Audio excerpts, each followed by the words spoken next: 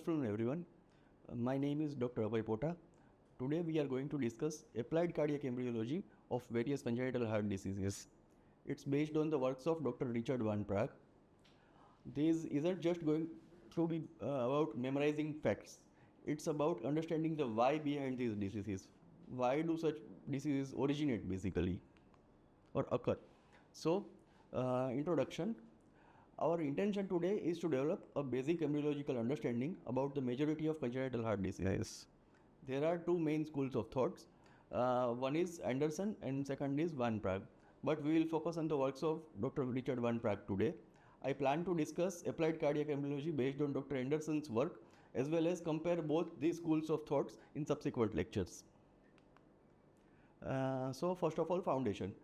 Why we are studying this? So let's start with a basic question. Why do we have a heart? In a rapidly growing embryo, diffusion alone isn't enough to deliver oxygen and nutrients. This is why the cardiovascular system is the very first organ system to become functional. It's essential for survival basically. So heart is essentially a motor or say pump that is connected to a series of tubes. So motor or pump is required to drive the fluid forward. So, why study cardiac evolution then? We are going to study a bit of cardiac evolution today, but why study it? So, evolution is crucial for understanding of embryology and pathology. For example, most human congenital heart diseases involve anomalies of RV and not of LV. Why? This disparity is explained by their evolutionary history. Evolutionarily, RV is only about 180 million years old. This makes it only about 36% as old as the left ventricle, which is at least 500 million years old. So basically, this newcomer status helps explain why most human congenital heart diseases involve the RV and its components and not LV. Our cardiovascular system is still having trouble with relatively recent evolutionary adaptations for air breathing and permanent land living. Cardiovascular system has continued to evolve to satisfy growing demands of different species, that is increased metabolism and independence from surroundings over millions of years continuously. So basically we are still in developmental phase and hence these developmental errors. Then why study cardiac embryology? Embryology answers the why behind all congenital heart diseases. Pathology helps in diagnosis and surgery. Embryology helps understand the pathology. So embryology is the basis of pathology. Pathology helps in understanding, going to diagnosis and then surgery. There are also non-embryological associations that help in diagnosis, like sinusitis ASD with PAPVC. And most of the most complex terminologies of congenital heart disease have embryological basis, like say for example bulboventricular foramen.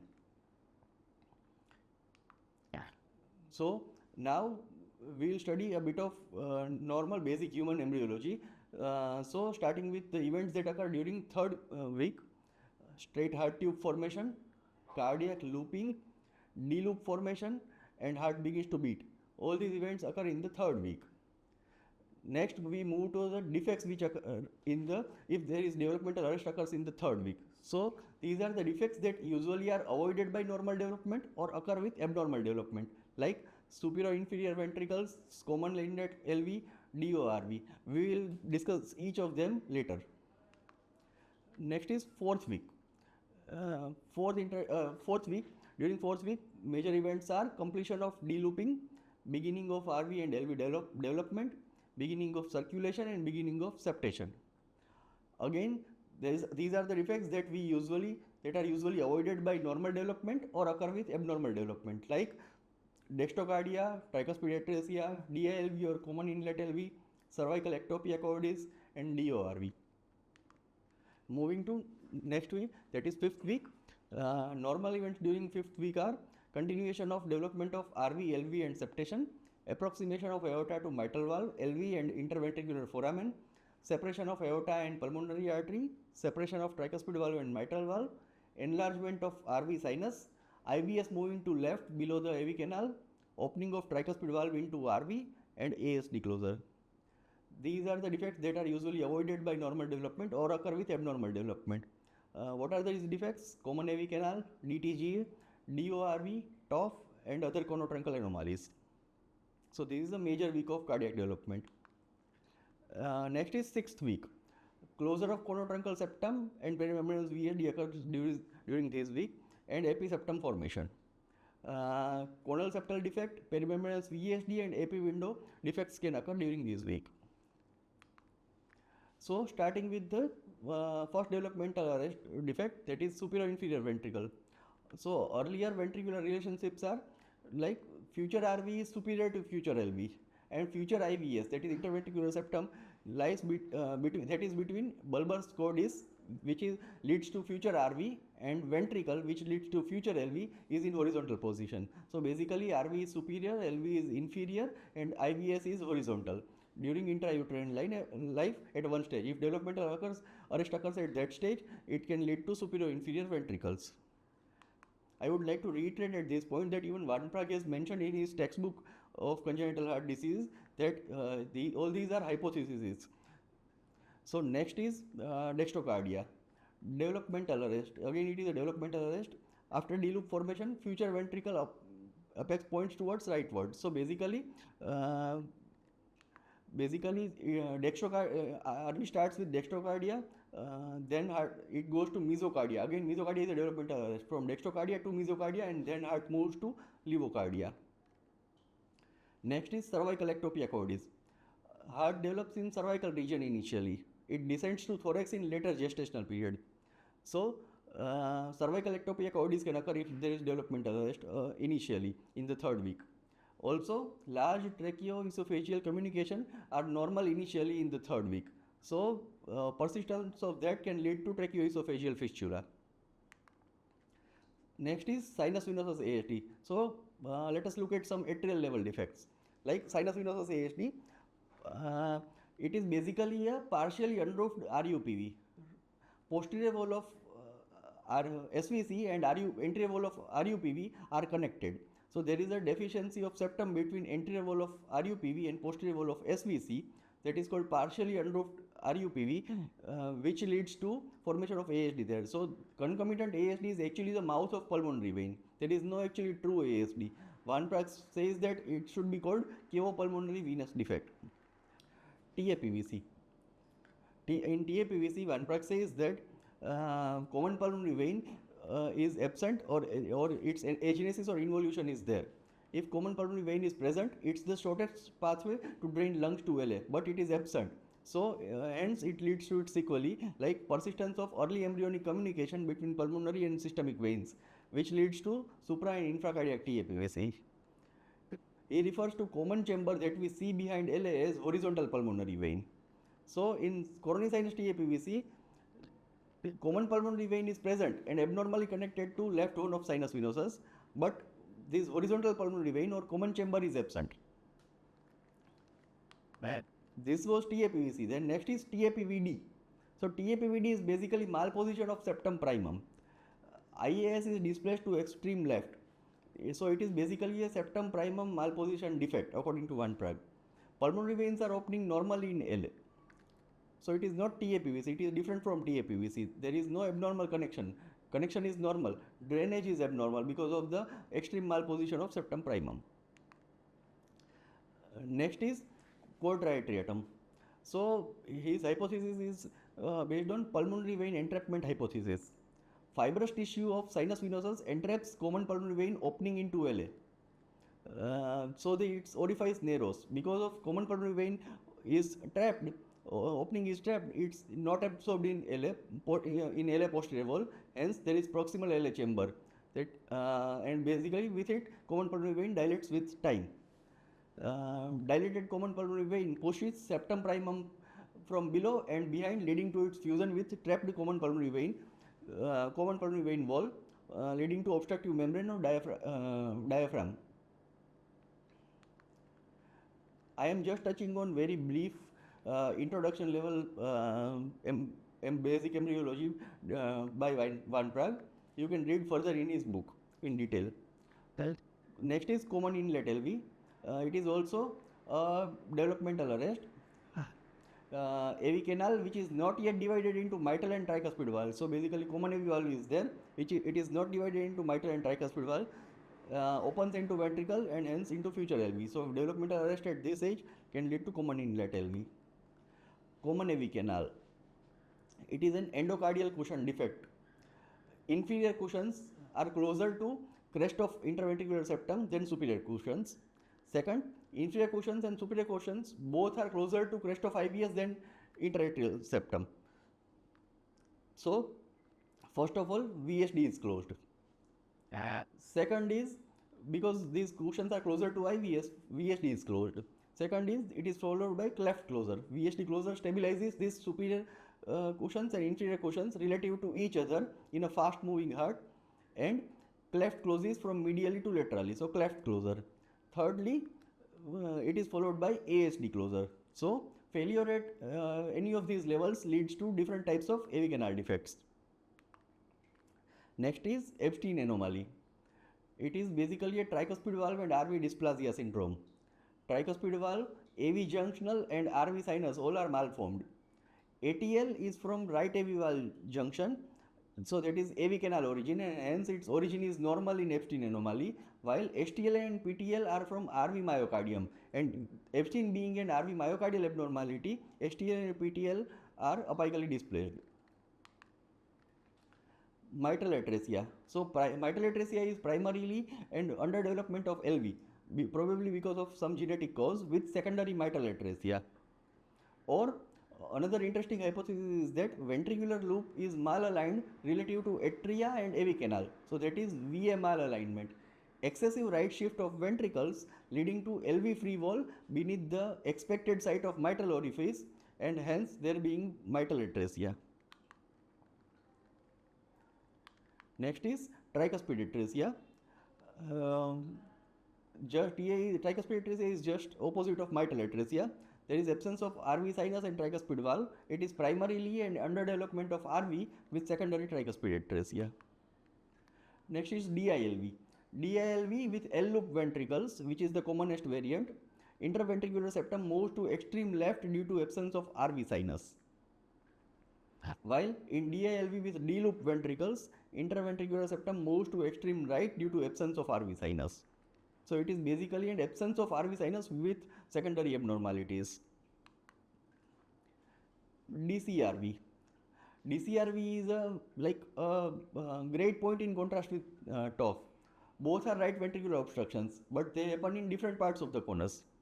DCRV is a stenosis of the proximal conus, while TOF is a stenosis of distal conus.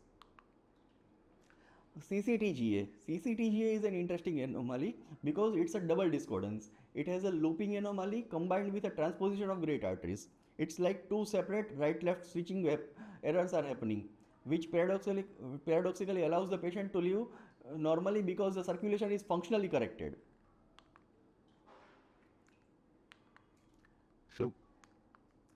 Next is VSD. VSDs are defects in the interventricular septum.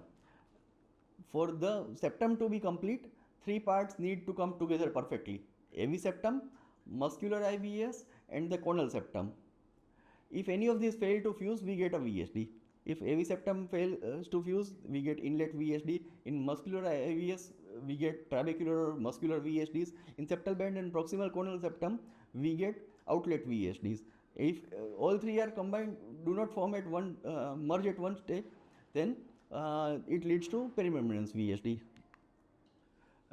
Now let's revisit our evolutionary story in more detail, because most of the corotruncal or outflow tract anomalies have evolutionary basis. They are one of the main contributions of Van Praag in furthering understanding of morphogenesis of congenital heart defects. So let's begin with fish heart.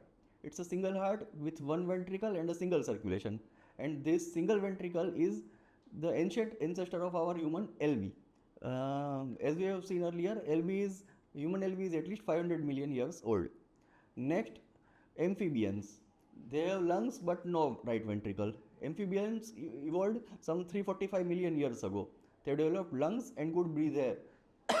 However, they did not have an RV. Their single ventricle supplied both systemic circulation and pulmonary circulation. That's lungs. Okay. Next, higher reptiles, birds, and mammals developed a more efficient double circulation with two separate pumps and four chambers. This was a crucial evolutionary step that gave rise to a second ventricle. That's more recently evolved RV. Mammals appeared about 180 million years ago. Full ventricular septation allows for complete separation of oxygenated and deoxygenated blood, allows for higher oxygen demands through more efficient oxygen transport. So RV is a sine qua non for double circulation. So, um, evolutionary adaptations and congenital heart disease link. So, basic framework is UNMICRC's big three adaptations we will discuss. So, what are these evolutionary adaptations that we are still having trouble with? As we have discussed earlier, we are still having trouble with our relatively recent cardiovascular evolutionary adaptations to air breathing and permanent land living. So, what are these evolutionary adaptations? UNMICRC identified three key steps in heart development that, when flawed, lead to most congenital heart defects. They are: 1. Evolution of the right ventricle. Second, the embryonic aortic switch procedure. And third, complete separation of systemic and pulmonary circulation. So, for example, if development of RV sinus goes haywire, then tricuspid atresia, pulmonary atresia, Epstein, and those type of abnormalities can occur. If there is abnormal embryonic aortic switch is performed, then TGA, DORV, DOLV, TOF, anatomically corrected malposed great arteries, these are the anomalies can occur. If septation can go wrong, then VSD, epiwindow types of defects can occur. So let us deep dive into each of these adaptations. First of all, evolution of RV. As we have seen, unlike fish and amphibians, higher reptiles, birds, and mammals all have RV. Its evolution enabled a double circulation, systemic and pulmonary, in fully terrestrial vertebrates. The RV sinus or inflow tract evolved beneath the proximal part of the conus, that is outflow tract. The RV sinus is the real RV and functions as the lung pump. Its development allows for efficient pumping of blood to the lungs, a necessity for air breathing. Absence of RV is a major evolutionary failure. Before we talk about the switch, we must understand the conus arteriosus. This is the muscular tube that connects the ventricles to the great arteries. It's not part of the ventricles themselves, it's part of the great arteries. The conus arteriosus is considered the mother of the right ventricular sinus. As the RV inflow tract evolved and evaginates immediately beneath the conus. The septal band and moderator band are parts of the proximal conus, and distal or subarterial parts of the conus include distal conal septum, parietal band, and conal free wall. So, second adaptation, that is embryonic aortic switch procedure. Aortic switch is the critical asymmetric process that where the great arteries move into their correct positions. It involves some parts of the conus resorbing and other parts growing, which repositions the aorta and pulmonary artery. It is critical for achieving normally related great arteries, that is aorta arising from LV and pulmonary artery from RV. This process is characterized by complete right-left asymmetry in conal free wall development.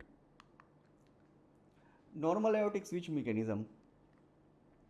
Resorption of the right-sided subaortic conal free wall. This allows the aortic wall to move posteriorly, inferiorly, and leftward through the interventricular foramen to lie above the developing left ventricle and achieve direct fibrous continuity with the mitral valve. Simultaneous growth and expansion of the left-sided subpulmonary conal free wall. This elevates the pulmonary valve superiorly, anteriorly, above the developing right ventricle, away from the interventricular septum. The outcome of this process is a heart with normally related great arteries and a crucial feature, that is aortic mitral fibrous continuity. This happens because resorption of the right conal wall brings the aortic valve and mitral valve together.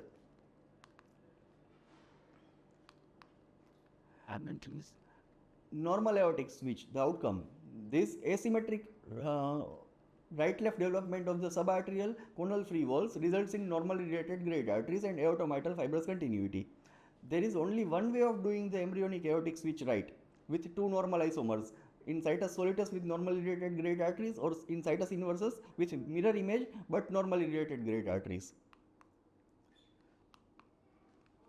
But there are many ways of doing the embryonic aortic switch procedure wrong. Abnormal right-left conal free wall development leads to abnormal morphogenetic movements of the underlying aortic and pulmonary valves. These results in a various types of abnormal ventriculo-arterial alignments. One of them is transposition of great arteries.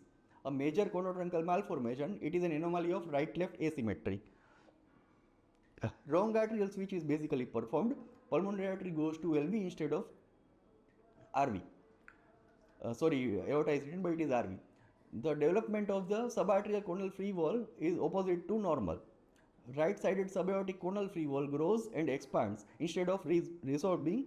This elevates the aortic wall anteriorly above the RV. Left-sided subpulmonary conal free wall undergoes resorption instead of growing. This allows for pulmonary wall to move posteriorly, inferiorly and leftward, passing through the interventricular foramen to connect with the LV. Great arteries appear relatively straight or non-spiral.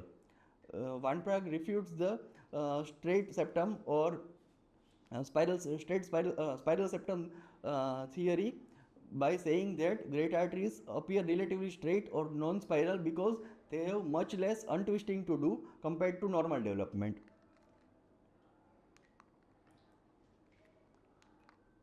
Toxic Bing anomaly. Toxic Bing malformation is a variation of DORV with a specific anatomy. Both great arteries arise from the right ventricle, and there is a large VSD that is located directly under the pulmonary artery, and there are side by side great arteries. In Toxic Bing anomaly, it is a type of DORV with bilateral conus. In TGA, in normal there is subpulmonic conus. In TGA, there is subaortic conus. In Toxic Bing anomaly, there is a bilateral conus. DORV. It occurs when both subaortic and subpulmonary conal free walls undergo growth and expansion and neither undergoes resorption. So DORV has both subpulmonary and subaortic bilateral coni are present. These results in a bilateral conus, muscle beneath both great arteries. Both semilunar valves and great arteries are elevated superiorly above the RV. There is typically no semilunar aortic atrioventricular valve fibrous continuity.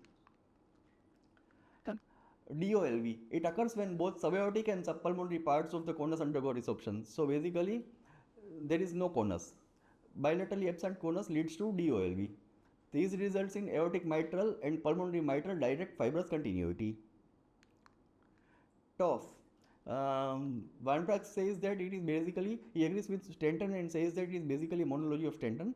It is considered an obstructive anomaly of the distal conus, characterized by subnormal growth and expansion of the left-sided subpulmonary conal free wall. So in TOF, there is conus, subpulmonary conus is present, subaortic conus is absent, but this subpulmonary conus is not normal, it is subnormal, it has subnormal growth. It is there but not normal. Right-sided subaortic conal free wall undergoes normal resorption.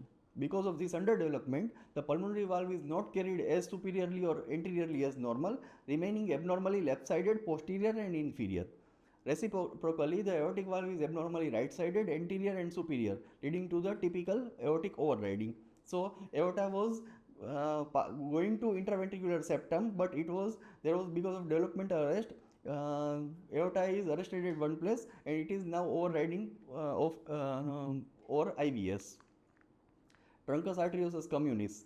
So what Van Praag says is that true truncus or common aortopulmonary trunk does not exist. There is no common trunk, just aortic trunk is there. Absence of subpulmonary truncus arteriosus is basically absence of subpulmonary infundibulum and its sequelae. MPA arises from truncus and RPA and LPA arise from the aortic sac. So in truncus arteriosus, basically the anomalies which occur are subarterial VSD is always there, absence of pulmonary valve leaflets, AP window with unmigrated pulmonary arteries which are arising from aortic sac, and reciprocal development of great arteries. So PA is less developed, aorta is more developed. So Van Praag says that essentially truncus arteriosus is the severest form of TOF. Solitary aortic trunk is seen in A1 one track type A1, A2 and A3, and in A4 type of truncus arteriosus solitary pulmonary trunk is there. In type A1 there is subarterial VSD, pulmonary valve absence and AP window is there. In A2 again subarterial VSD, pulmonary valve absent and AP window along with absent MPA and unmigrated RPA and LPA from aortic sac. In A3 there is subarterial VSD, pulmonary valve is absent, AP window with absent MPA, unmigrated RPA and LPA along with PDA continuing as LPA. So severity increases from basically from A1 to A3. Next is adaptation 3, that is systemic and pulmonary septation. Fetus is from single in series circulation initially to double in parallel circulation develops during fetal life. Cardiac septation is complete except PFO and PDA which close after birth. So cardiac septation is nearly complete by day 37 except for PFO and PDA which close after birth. As we should remember here, fetal circulation is a parallel circulation. If adaptation 3 goes wrong, then AP window, coronal septal defect or conoventricular VSD, these type of defects can occur. Lastly, this wraps up our discussion. I'll hope you now see how a deeper understanding of cardiac embryology based on Dr. Van Praag's work can answer the why behind congenital heart diseases, make even the most complex heart defects easier to comprehend. This was very basic introduction, but you can read in depth in his textbook, that is Congenital Heart Disease, Clinical, Pathological, Embryological and Segmental Analysis by Dr. Richard Van Praag. Thank you for your attention.